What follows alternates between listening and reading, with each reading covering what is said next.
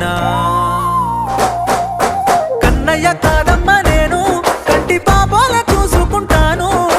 నువ్వు మెచ్చే రాముణ్ణి నేను సీత కష్టాలు ముడి పెట్టబోను